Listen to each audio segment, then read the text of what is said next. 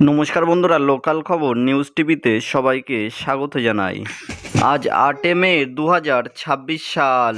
আজকে জানাবো কোথায় কেমন বৃষ্টি হবে, কি বলতে চলেছে আলিপুর আবহাওয়া দপ্তর, কোথায় কেমন আবহাওয়া থাকতে পারে, সবকিছু ডিটেলসে জানাবো এই ভিডিওটাতে। তার আগে আমাদের এই ভিডিওটাতে একটা লাইক করে আমাদের এই চ্যানেলটাকে সাবস্ক্রাইব করার সবাইকে রিকোয়েস্ট রইল।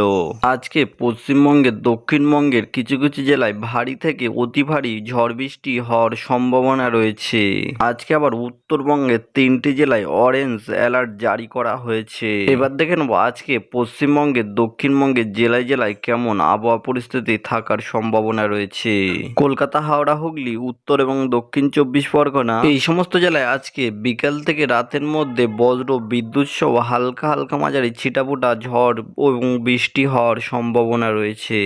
ঝাড়গ্রাম, বাঁকুড়া, পুরুলিয়া, পশ্চিম বর্ধমান, 2 মেদিনীপুর এই সমস্ত জেলায় আজকে বজ্র বিদ্যুৎ সহ হালকা হালকা মাঝারি ছিটাফোঁটা বৃষ্টি হওয়ার সম্ভাবনা রয়েছে। 2-1টা জেলায় একটু ভারী বৃষ্টি হওয়ারও সম্ভাবনা রয়েছে।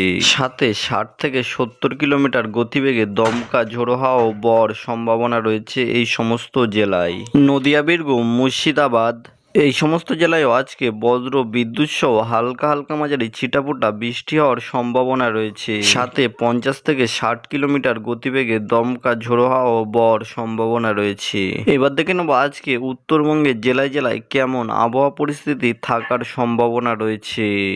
দার্জিলিং, জলপাইগুড়ি, কালিম্পং, আলিপুরদুয়ার ও কুচবিহার এই সমস্ত জেলার কোথাও কোথাও আজকে একটু বজ্র বিদ্যুৎ সহ ভারী থেকে অতি ভারী বৃষ্টি হওয়ার সম্ভাবনা রয়েছে।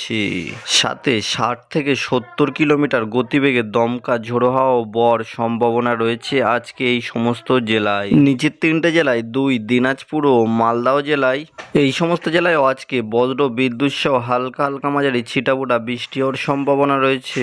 সাথে 30 থেকে 40 কিলোমিটার গতিবেগে দমকা ঝোড়ো হাওয়া বওয়ার সম্ভাবনা রয়েছে।